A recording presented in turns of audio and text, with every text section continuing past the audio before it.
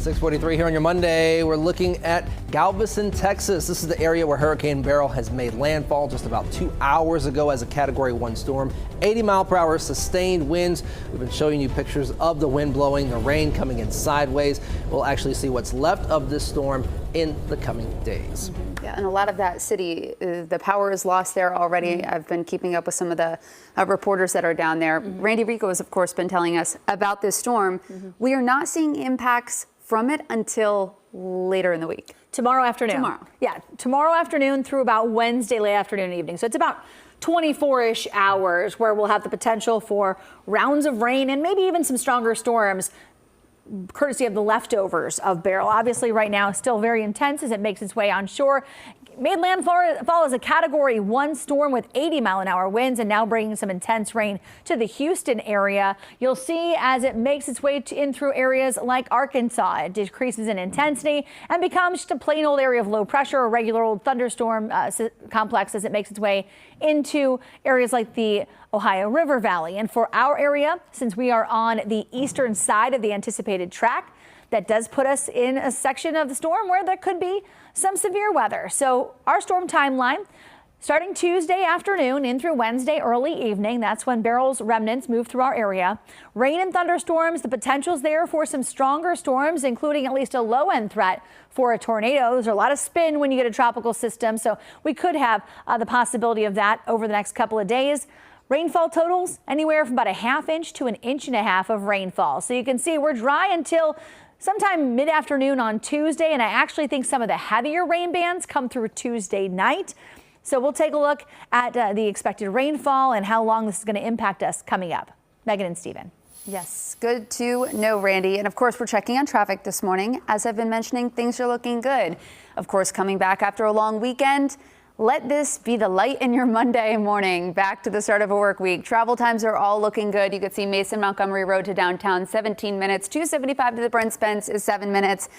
Pretty much all of the places in the region are looking good. Hamilton Avenue to 75 was also in the green, and we're taking a look at some of the typical things that we see. Just be aware that River Road down in the east end that is closed because of construction. You've got a stalled vehicle that is over there, and Randy zooming in on this for us right here. Of course, Columbia Parkway is the alternate route right there. So nothing too bad as you start your work week, and we'll keep you updated throughout the morning on all of this, Stephen. All right, thanks, Megan. 6:45, developing out of northern Kentucky this morning. A shooting at a birthday party in Florence, killing 4 people and leaving 3 others injured this weekend. The gunman is also dead after police say he turned the gun on himself. WLWT News 5's Richard Childs is live at UC Medical Center with what we know about the victims. Richard. Now, Stephen, those 3 who were transported here to UC in critical condition, now stabilized, expected to make a full recovery. Amongst them, Chloe Parrott. We had a chance to talk with her father, Chloe's mother, Melissa Parrott, losing her life on that tragic day on Ridgecrest Drive. Now, getting an idea of what that scene was like throughout the weekend, of course, just so very horrific as we continue to learn more. Celebrating a 21st birthday, quickly turning tragic, 44-year-old Melissa Parrott, one of those 4 who were killed. Her 19-year-old daughter, Chloe, remains in the hospital, expected to recover. The girl's father, Bruce Parrott, described how Melissa tried to save their daughter. The only reason she died is because she went down when she heard Chloe scream and get shot. She went down to protect Chloe. Now again, 7 people shot, 4 of them losing their lives, 3 recovering here at University Medical Center, and just this horrific scene. Again, as we continue to learn more, we understand just how heartbreaking this is. Learning more about those victims, of course, as these final funeral arrangements are now being made. Reporting live this morning, Richard Childs, WLWT News 5. All right, Richard, thank you. We'll continue to lead the way with any developments from this deadly mass shooting on air and on our website, WLWT.com, and our free mobile app. 6:47, some breaking news. Russian missiles have hit a children's hospital and killed at least 7 people in the Ukrainian capital of Kiev this morning. Ukrainian officials say throughout the entire country, at least 20 people were killed this morning and 50 others were injured. This morning, we're learning more about a crash that left a 4-year-old child critically injured. It happened on Weaver Road near the 7175 overpass shortly before 1 o'clock Sunday morning. The Boone County Sheriff's Department tells us the young boy wandered into the road and was hit by a vehicle. Officials say the child, who is autistic and nonverbal, wandered away from home while his family was sleeping. That child was flown to Cincinnati Children's Hospital. The Boone County Sheriff's Department released a statement, sadly saying the child is not expected to survive. Officials say they are not planning to file charges against the driver, but there is an investigation underway regarding how that boy was able to get out of his home in the middle of the night. All right, 6:48, Cincinnati police investigating after a man was stabbed in West Price Hill this weekend. Police tell us they were called to Westmont Lane just after 3:30 Sunday morning. Officers found the victim with serious injuries. He was taken to the hospital. So far, no update on his condition. Police say they have identified a suspect, but that person is not under arrest. Developing on WLWT this morning, a man is under arrest after police say he broke into a Delhi Township home this weekend. Police say 46-year-old Robbie Cook kicked in the door of a home on Apple Creek Court early Sunday morning. Officers say the homeowner chased the suspect out of the home. Not long after, Delhi police arrested Cook at Delhi Road and Anderson Ferry.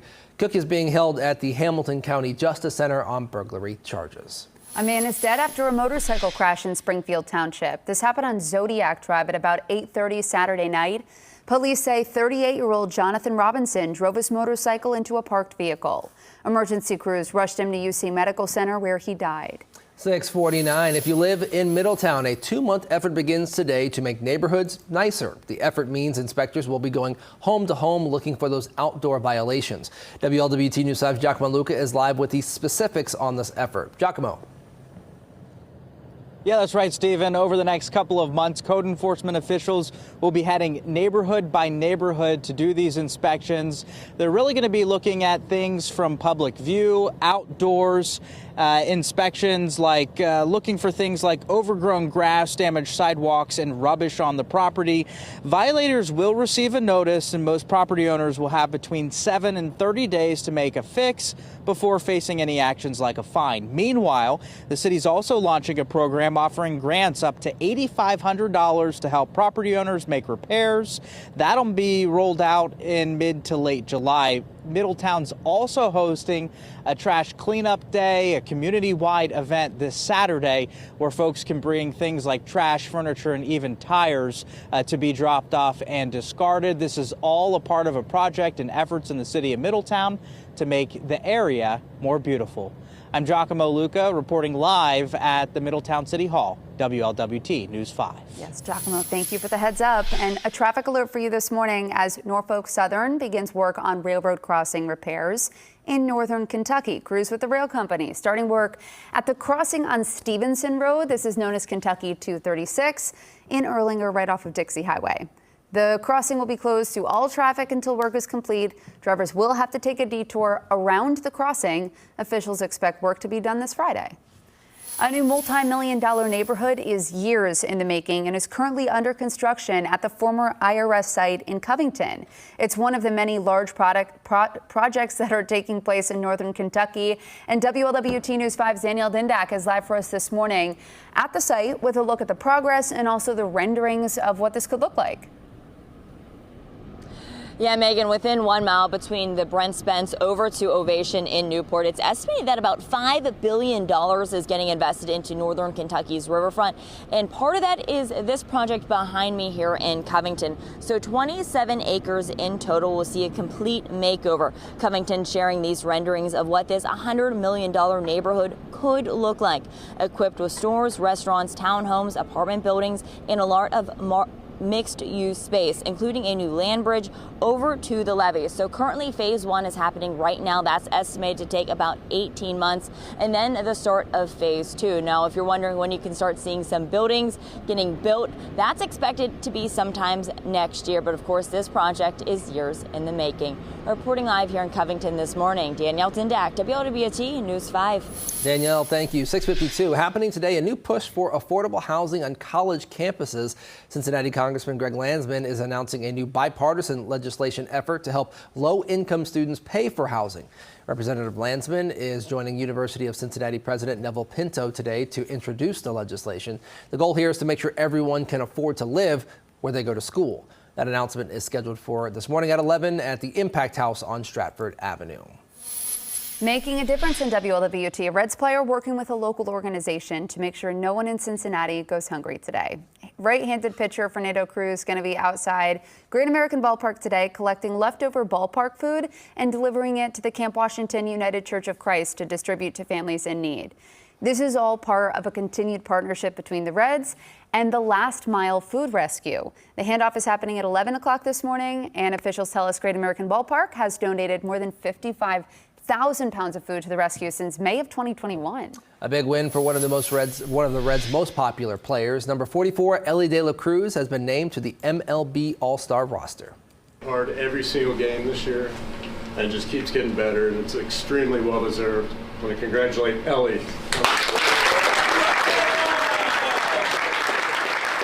That was the moment 22-year-old De La Cruz found out he would be representing Cincinnati among the best players in the National League. The All-Star game will be played 1 week from tomorrow at Globe Life Field in Arlington, Texas. And there's still work to do before that fun can begin. The Reds start a 4-game series at home with the Rockies today. Game 1 is tonight at 7:10. Same time, same place for the next 2, tomorrow and Wednesday. Game 4, that's day baseball, 1:10 on Thursday. Now we're going to have all of our big stories and what you need to know to start your day on our daily podcast, 5 on 5 in 5. You can find it wherever you get your podcasts. Also subscribe to it. Right now, I've got to get a check on traffic. It's been sleepy out there, which you can imagine, Megan, with everybody having the last few days off. Yeah, sleepy isn't bad on a Monday morning, Stephen. And let's take a look at this because this is 275 at Monticello Road. You can see there's probably a responder addressing the incident that's happening there on the shoulder. Nothing bad. It's obviously not affecting traffic. There is a breakdown in 275, right-hand shoulder blocked due to a stalled vehicle there. The big map is looking A-OK this morning. In fact, as you kind of go into even 71, 75, this breakdown, there's a shoulder block there due to a stalled vehicle, not impacting your travel times at all. You could see Columbia Parkway, 7 minutes. That's not bad. Taylorsville to downtown, 21 minutes. And your weather today isn't looking bad at all. At least you could take cover in the shade, Randy. You know, we'll find some shade this afternoon because we are headed up into the low 90s, but the humidity kind of stays in check for early July. Right now it's 72. By noon we're at 85. Then you can see for the warmest hour of the day we're closer to about 90 or so, only feeling like 93. So you'll notice the clouds building in. That is ahead of the remnants of Hurricane Beryl. Beryl will be just a plain old area of low pressure as it makes its way to us, but it will impact our area on both Tuesday and Wednesday, bringing us the potential for heavy rain that could lead to a flash flood threat and a tornado threat in our region. While that tornado threat isn't high, it's there for us as we get into Tuesday and into Wednesday, and that low passes off to our west. So for today, 91. Tomorrow, a weather impact day, though tomorrow morning is dry. That rain gets going early to mid-afternoon. Chance for strong or severe storms and heavy bands of rain continue overnight Tuesday into Wednesday. I think Wednesday, kind of an off and on rainier outlook. Fewer storms. Your 2-day rainfall total, though, about a ½ inch to an 1.5 inches of rain on average. So we need the rain. We'll get it courtesy of those tropical leftovers. And then we head into the end of the week.